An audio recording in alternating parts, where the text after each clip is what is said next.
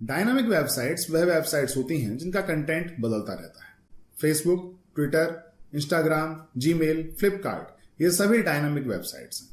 और अगर आप एक वेब डेवलपर बनना चाहते हैं तो आपको डायनामिक वेबसाइट्स बनाना सीखना पड़ेगा।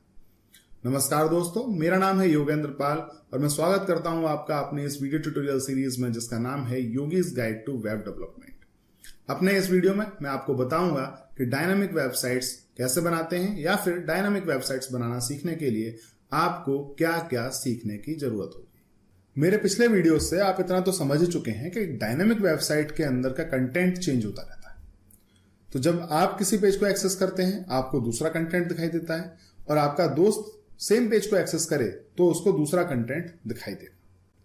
डायनामिक वेबसाइट को समझने के लिए एक काम करते हैं, डायनामिक वेबसाइट के किसी एक डायनामिक वेब पेज को ओपन करते हैं। तो मैं आपके सामने ये दो वेब पेज दिखा रहा हूं। एक मेरा प्रोफाइल पेज है जो मैंने facebook.com से ओपन किया है और एक मेरे फ्रेंड राजकुमार थेनुआ का प्रोफाइल पेज है जो मैंने facebook.com से ओपन किया है। अब ये देखिए, ये दोनों ही पेज दिखने में बिल्कुल एक जैसे हैं। ये दोनों ही प्रोफाइल पेज है। अंतर सिर्फ इतना है कि एक मेरा प्रोफाइल पेज है और एक मेरे दोस्त राजकुमार थेनुआ का प्रोफाइल। ये दोनों पेज सेम पेज हैं। इनके अंदर का कंटेंट अलग अलग है और वो इस आधार पर निश्चित किया गया है कि किसका प्रोफाइल को एक्सेस किया जा रहा है। जब मेरी प्रोफाइल को एक्सेस किया जा रहा है तो कंटेंट मुझसे संबंधित आ रहा है और जब मेरे दोस्त की वेबसाइट को एक्सेस किया जा रहा है तो कंटेंट उनसे संबंधित आ रहा है। अब एक बार जरा इस वेब पेज को ध्यान से देखिए। क्या मैं ये कह सकता हूं कि दोनों वेब पेज बिल्कुल एक जैसे हैं? बिल्कुल कह सकता हूं। जहां पर राजकुमार की प्रोफाइल पिक्चर है बिल्कुल वहीं पर मेरी भी प्रोफाइल पिक्चर है।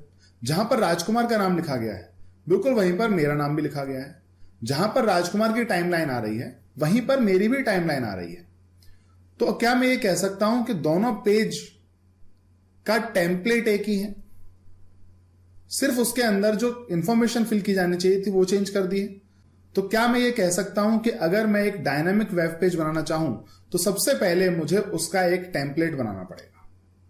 और टेम्पलेट बनाने के लिए आप इस्तेमाल करते हैं HTML और CSS का। और अगर आप वेब पेज में इंटरेक्टिविटी भी डालना चाहते हैं तो आप इस्तेमाल करते हैं जावास्क्रिप्ट का। तो कहने का मतलब यह है कि अगर आप एक डायनामिक वेबसाइट बनाना चाहते हैं तो भी उसका फ्रंट एंड बनाने के लिए यानी कि उसमें इस्तेमाल होने वाले टेम्पलेट्स बनाने के लिए आपको HTML, CSS और जावास्क्रिप्ट ये लैंग्वेजेस सीखनी पड़ेंगी। अब जो दूसरी चीज है वो ये कि टेम्पलेट के अंदर कंटेंट कहां से आया। अब देखिए, दो टेम्पलेट आपके सामने हैं। इन दोनों में कंटेंट कहीं ना कहीं से तो आया होगा। उस कंटेंट को हमें कहीं ना कहीं तो स्टोर करके रखना पड़ेगा। तो वह कंटेंट हम स्टोर करके रखते हैं डेटाबेस में। और डेटाबेस में जो कंटेंट है उस कंटेंट को रिट्राइव करने के लिए, सर्च करने के लिए आपको एक और प्रोग्रामिंग लैंग्वेज सीखने की जरूरत होती है जिसको कहते हैं SQL यानी कि स्ट्रक्चर्ड क्वेरी लैंग्वेज। तो आप इतना तो समझ चुके हैं कि आपको फ्रंट एंड बनाना पड़ेगा, उसके लिए आपको HTML और CSS सीखनी पड़ेगी। आपको डेटाबेस से इंफॉर्मेशन को रिट्राइव करना पड़ेगा, डेटाबेस में इंफॉर्मेशन को स्टोर करना पड़ेगा, सर्च करनी होगी इंफॉर्मेशन, उसके लिए आपको सीखना पड़ेगा SQL यानी कि स्ट्रक्चर्ड क्वेरी लैंग्वेज। और तीसरी चीज यह है कि हमारे पास डेटाबेस भी हो गया, टेम्पलेट भी हो गया, लेकिन डेटाबेस में से किस इंफॉर्मेशन को उठाना है, किस इंफॉर्मेशन को डिस्प्ले कराना है, उसके लिए आपको कोई ना कोई लॉजिक भी डेवलप करना पड़ेगा। तो लॉजिक आपको किसी ना किसी प्रोग्रामिंग लैंग्वेज में लिखना पड़ता है। और वेबसाइट्स डेवलप करने के लिए जो प्रोग्रामिंग लैंग्वेजेस इस्तेमाल की जाती हैं उनको कहा जाता है सर्वर साइड स्क्रिप्ट्स। यानी कि अगर आप एक डायनेमिक वेबसाइट बनाना चाहते हैं तो आपको सर्वर साइड स्क्रिप्ट भी सीखनी पड़ेगी। और कई सर्वर साइड स्क्रिप्ट्स हैं, आप किसी एक को भी सीख लेंगे तो भी आप डायनामिक वेबसाइट बना सकते हैं। तो सर्वर साइड स्क्रिप्ट्स के उदाहरण हैं PHP, ASP, JSP। इसके अलावा पाइथन भी इस्तेमाल होती है, पर्ल इस्तेमाल होती है, हस्कल इस्तेमाल हो सकती है, गो लैंग्वेज इस्तेमाल होती है। तो बहुत सारी लैंग्वेजेस होती हैं जो सर्वर साइड स्क्रिप्ट होती हैं, आप किसी एक को सीख सकते हैं।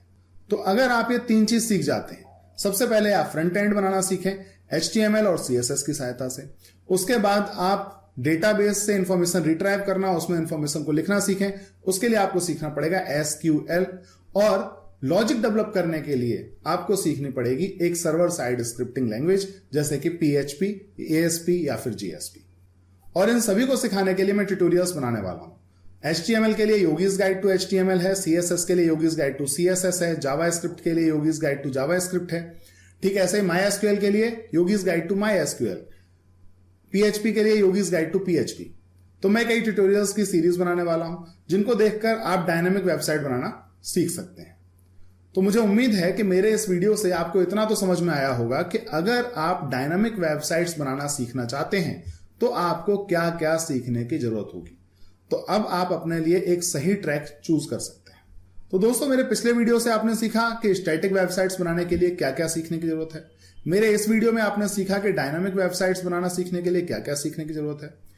अगले वीडियो में मैं आपको बताऊंगा डायनामिक वेबसाइट्स बनाने का एक और तरीका। वो बहुत आसान तरीका है, शॉर्टकट तरीका है, आपको इतना सब कुछ सीखने की जरूरत नहीं होती, लेकिन वह तरीका वेब डेवलपर्स के लिए अच्छा नहीं है। हालांकि वेब डेवलपर्स को उसकी नॉलेज होनी चाहिए और उसकी सहायता से वेब डेवलपर्स बहुत अच्छी अच्छी वेबसाइट्स बना सकते हैं, लेकिन वह तरीका खास तौर से उन लोगों के लिए है जो अपनी खुद की वेबसाइट बनाना चाहते हैं, जिनके पास बहुत ज्यादा रुपए नहीं है, जो वेब डेवलपर्स को बहुत ज्यादा रुपए नहीं दे सकते। तो मेरा अगला वीडियो देखना मत भूलिए, जिसमें मैं बताऊंगा डायनामिक वेबसाइट्स बनाने का एक और तरीका। तो अब मुलाकात होगी आपसे अपने अगले वीडियो में। तब तक के लिए इजाजत दीजिए। नमस्कार।